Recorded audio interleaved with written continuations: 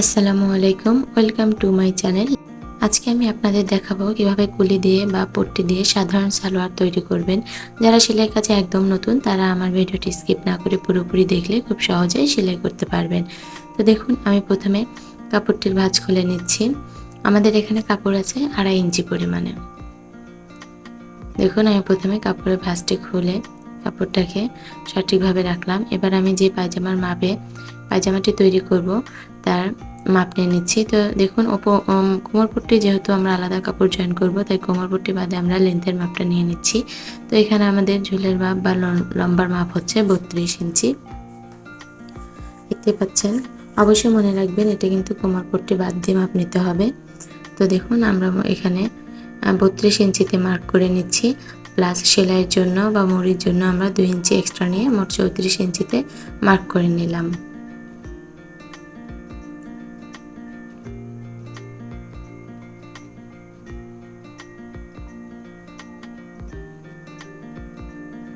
দেখুন, আমাদের পায়জামাটা এখানে কাটা শেষ হয়ে গেছে। এবার হচ্ছে আমরা 4 ভাঁজ করে নিচ্ছি। ভাঁজটা খুলে ফিতা তৈরি করার জন্য আমরা 1 ইঞ্চি পরিমাণ কাপড় এখানে কেটে রেখে দিচ্ছি। দেখুন, আমি ফিতা ভরার জন্য রেখে দিলাম। এবার আমরা পুরো কাপড়টিকে 4 ভাঁজ করে নেব। এবার আমরা কোমরপট্টিটা কাটিং করে নিব। সালোয়ারের কোমরপট্টির লম্বাটা হচ্ছে 7 ইঞ্চি। তো আমরা ফিতা ভরার জন্য 1.5 ইঞ্চি এক্সট্রা নিয়ে মোট 8.5 ইঞ্চিতে মার্কিং করে নিব।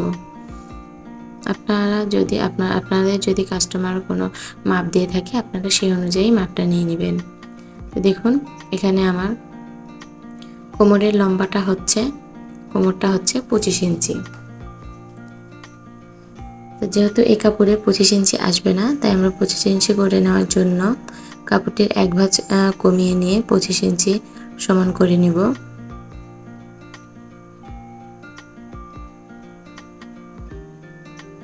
দেখুন, আমরা 25 ইঞ্চি সমান করে নিলাম। এবার আমরা এইটুকু কাপড় আমাদের জোড়া দিতে হবে। তো তার জন্য আমরা একটি কাপড় এর উপরে রেখে এই মাপ করে সমান করে কেটে নেব।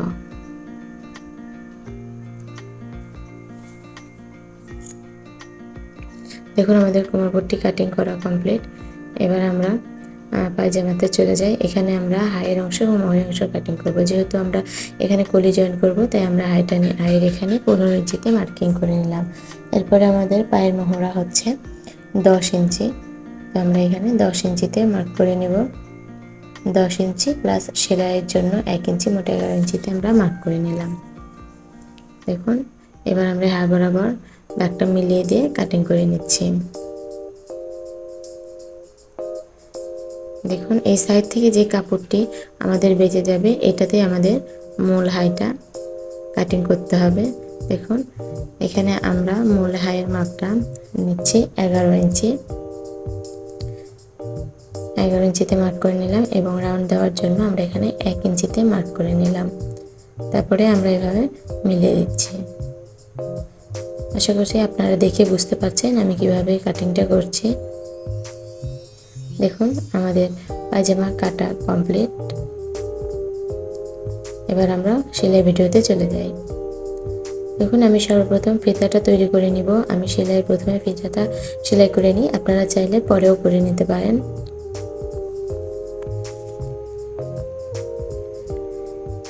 এখন আমার ফিতা সেলাই করা কমপ্লিট। এবার আমরা কোমরপট্টিটা সেলাই করে নিব। তার জন্য আমরা প্রথমে কোমরপট্টিতে জোড়া দিয়ে নিচ্ছি। এ পর্যায়ে খেয়াল রাখবেন, এটা যেহেতু আমাদের এখানে ফিতা ভরা স্থান তৈরি করতে হবে, তো এখানে আমরা প্রথমে 1.5 ইঞ্চি পরিমাণে একটা মার্কিং করে নিচ্ছি। 1.5 ইঞ্চি, এই 1.5 ইঞ্চি পরিমাণে আমরা সেলাই দেব। তারপর মাঝখানে 1 ইঞ্চি বাদ রেখে তারপর আমরা নিচেরটুকু সেলাই করে দেব। আপনারা একটু দেখুন, তাহলে বুঝতে পারবেন। এখানে আমি 1.5 ইঞ্চি পরিমাণ সেলাই করে 1 ইঞ্চি বাদ রেখে তার নিচ থেকে আবার সেলাই করে দিচ্ছি।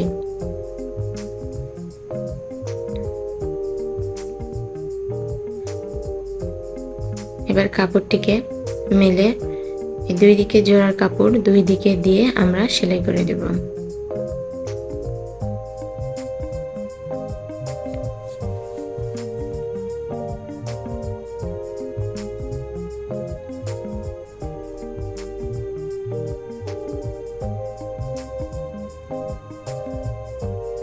দেখুন আমি কিভাবে সেলাইটা করে নিলাম। এবার আমরা ফিতা ভরার জায়গাটা রেডি হয়ে গেছে। এবার আমরা এই ফাঁকা দিয়ে ফিতাটা প্রবেশ করাবো। দেখুন আমি ফাঁকা দিয়ে ফিতার এক মাথা ঢুকিয়ে দিলাম, দিয়ে এবার আমরা উপরের কাপড়টা ভাঁজ দিয়ে সেলাই করে নিব। প্রথমে একটি চিকন ভাঁজ দিয়ে পরে একটি মোটা ভাঁজ দিয়ে সেলাই করে নিব। আমি ফিতাটা একবারেই ঢুকিয়ে সেলাই করে দিই, এতে আমার সময় অনেক কম লাগে। আপনারা চাইলে ফিতাটা পরেও ঢোকাতে পারেন। দেখুন আমি সেলাই করে নিচ্ছি। এই সময় খেয়াল রাখবেন যাতে সেলাইটা ফিতার উপরে না পড়ে।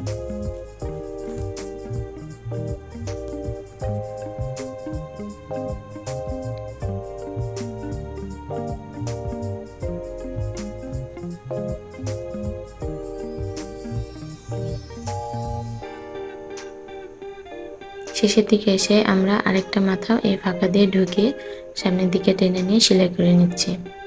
দেখুন আমাদের কোমর পট্টিটা সেলাই করা একেবারেই শেষ। এবার আমরা পায়জামায় চলে যাচ্ছি, মূল পায়জামায়। তো এবার আমরা কলিটা জয়েন করব। তার জন্য এক পাট বের করে নিয়ে আমরা কলিরও এক পাট নিয়ে এখানে সেলাই করে দেব। দেখুন সমান পাটের সাথে সমান পাটটাই রাখতে হবে। এখন আমি কলিটা জয়েন করে দিচ্ছি।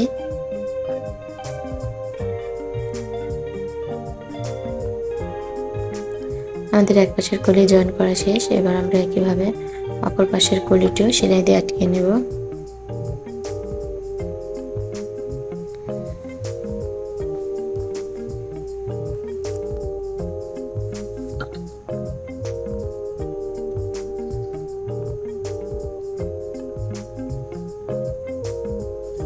দেখুন আমাদের এই পাশের কলিটিও সেলাই করা শেষ। এবার দেখুন আমাদের দুই পাশের কলি কত সুন্দরভাবে আমরা সেলাই করে নিয়েছি। এবার এই একইভাবে আরেকটা পায়ে দুই পাশেও আমরা কলিটা জয়েন করে নেব। তো দেখুন আমি দুই পাশে সেলাই দিয়ে কলিটা জয়েন করে নিয়েছি। এবার আমরা হাইয়ের অংশটা সেলাই করব। যার জন্য প্রথমে এক পাট নিয়ে মাঝখান দিয়ে দুই ভাঁজ করে দেখুন আমরা হাই থেকে পায়ের নিচের যে অংশটা সেই কিছুটা পরিমাণ জায়গা সেলাই দিয়ে নিব। পুরোটা সেলাই করব না, কিছুটা পরিমাণ জায়গা সেলাই করে নেব। এভাবে সেলাই করলে হাইয়ের সেলাইয়ের ফিনিশিংটা অনেকটা সুন্দর আসে। দেখুন আমি এখানে ডবল সেলাই দিয়ে দিচ্ছি, আপনারাও ডবল সেলাই দিয়ে দিবেন। তো আমার এক পা সেলাই করা শেষ। এবারে একইভাবে আমি আরেক পাও সেলাই করে নিব।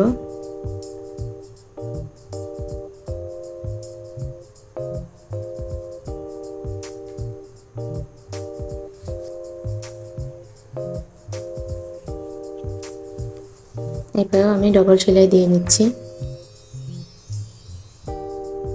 দেখুন আমাদের দুই পায়ে সেলাই করা শেষ। এবার আমরা হাইয়ের অংশটা জোড়া দেব। তার জন্য দুই পা একসাথে রেখে উপরের পাটের সাথে উপরের পাট ধরে আমরা সেলাইটা শুরু করব।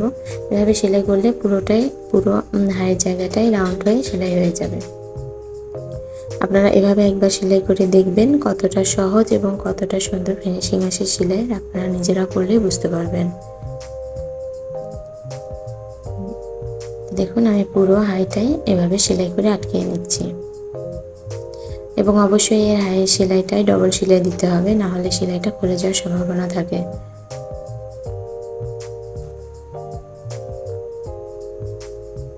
দেখুন আমাদের হাইটা কত সুন্দরভাবে সেলাই করা হয়ে গেছে। এবার আমরা কোমর পট্টির সাথে কুচি দিয়ে পায়জামার নিচের অংশটা আটকিয়ে নিব। এর জন্য আমরা কোমর পট্টি মাঝ বরাবর ভাঁজ দিয়ে একটা ছোট্ট করে টেকেন কেটে নিচ্ছি বোঝার সুবিধার্থে। দেখুন এবার পায়জামার মাঝখানটা এই কোমর পট্টি যে মাঝখানে টিকে দিয়ে নিচ্ছি সেই বরাবর রেখে আমরা সেলাই করে দেব। এ সময় খেয়াল রাখবেন যে আমরা কলির যতটুকু কাপড় জোড়া দিয়েছি সেখানে আমরা কোনো কুচি দেব না, তারপর থেকে আমরা কুচিটা দেব। দেখুন আমি জোড়া পর্যন্ত কোনো কুচি দিইনি, এরপর থেকে আমি কুচিটা দিচ্ছি। কুচিটা যাতে চারিদিকে সমানভাবে পড়ে সেটা খেয়াল রাখবেন।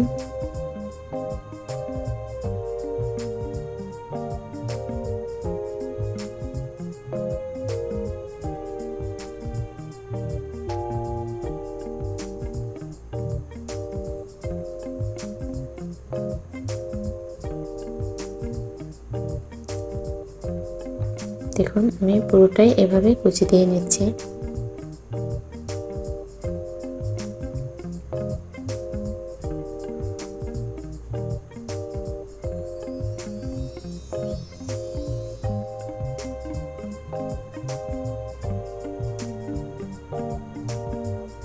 আমার কুচি দেওয়া শেষ। এবার আমি ডবল সেলাই দিয়ে নিচ্ছি, আপনারাও এখানে ডবল সেলাই দিয়ে নেবেন।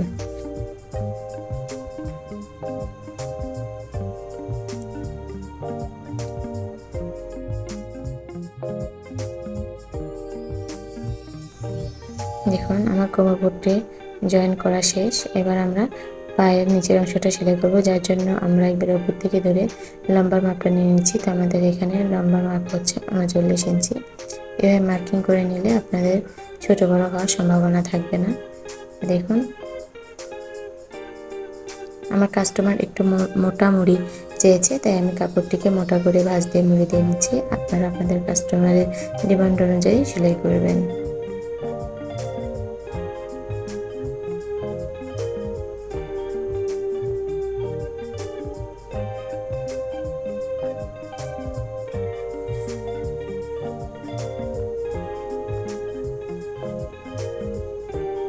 দেখুন আমাদের সেলাই একবার করে নিয়েছি। এবার আমরা 1 সুত পরিমাণ জায়গা ফাঁকা রেখে আরেকটা সেলাই দিয়ে নিচ্ছি, মানে 2টা সেলাই দিয়ে নিচ্ছি। 2 সেলাইয়ের মাঝখানের দূরত্বটা হবে 1 সুত পরিমাণ। তো আমাদের এক পা সেলাই করা শেষ। আমরা এবার একইভাবে আরেক পাটাও সেলাই করে নিচ্ছি।